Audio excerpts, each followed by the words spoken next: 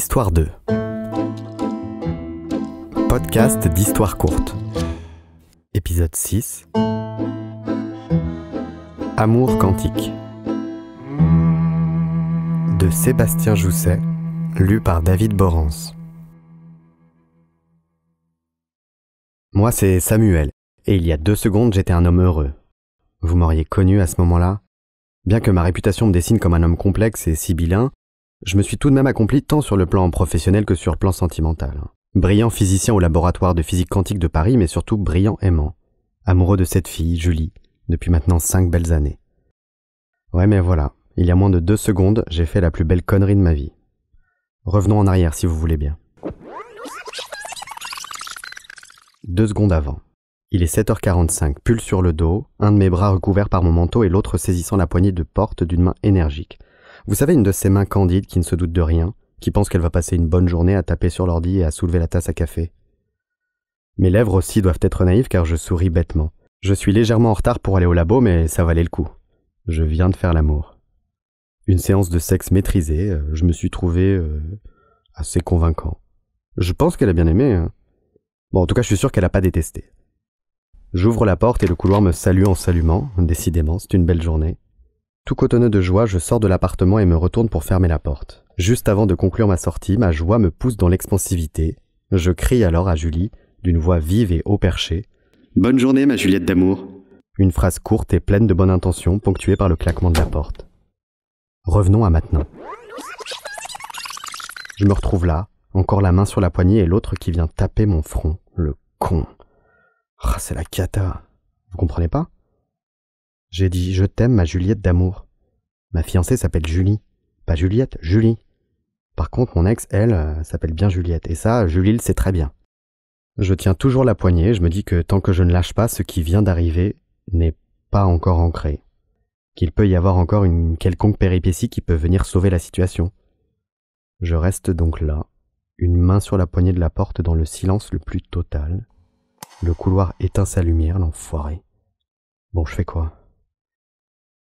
Je n'entends rien. Pas de pas, pas de pleurs, pas de cris.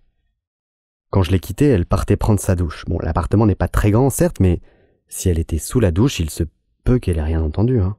Oh, mon Dieu, ça serait tellement formidable. Faut que je vérifie. Non, il est hors de question que je retourne là-dedans. Et si elle avait entendu? Si elle avait décidé de rompre?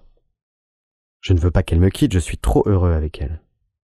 Comprenez un peu, je n'ai jamais eu de chance avec les femmes. Il a fallu attendre mes 35 ans pour enfin faire et connaître l'amour.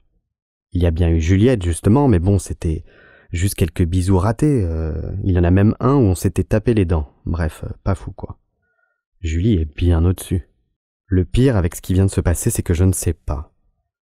Je ne sais pas si elle a entendu ou si elle était sous la douche. Mon sort, suspendu à quelques petites gouttes d'eau frappant contre une paroi en céramique. Je ne sais pas si à l'heure qu'il est, je suis toujours en couple ou si je suis redevenu célibataire. Une fulgurance me frappe. Mais oui, je suis comme le chat de Schrödinger. Vous connaissez? C'est une expérience de pensée de physique quantique qui consiste à mettre un chat dans une boîte à l'intérieur de laquelle se trouve un piège mortel. Ce piège a 1 chance sur 2 de tuer le chat. Le principe de cette expérience réside dans le fait que pour un observateur, à l'extérieur de la boîte opaque, il est impossible de savoir si le chat est mort ou vivant sans soulever la boîte. Donc selon le principe de Schrödinger et de la quantique physique, le chat est considéré comme à la fois mort et à la fois vivant. Eh bien moi, je suis comme le chat de Schrödinger. Au moment où je vous parle, je suis à la fois célibataire et à la fois en couple. Bon, tant que je ne sais pas si elle a entendu, je suis toujours un peu avec elle.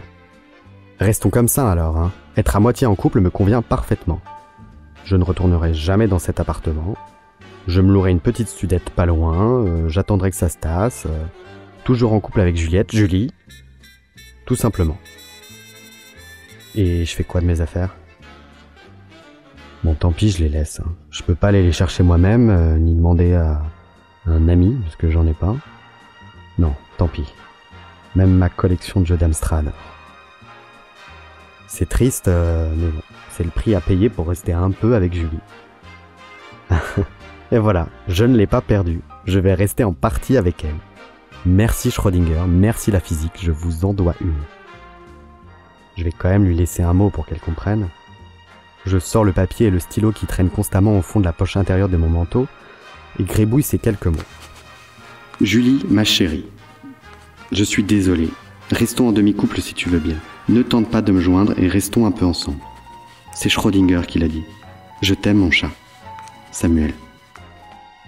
Je plie le papier soigneusement et le glisse sous la porte avant de partir en courant à travers le couloir sombre en me disant « Elle comprendra, j'en suis sûr. »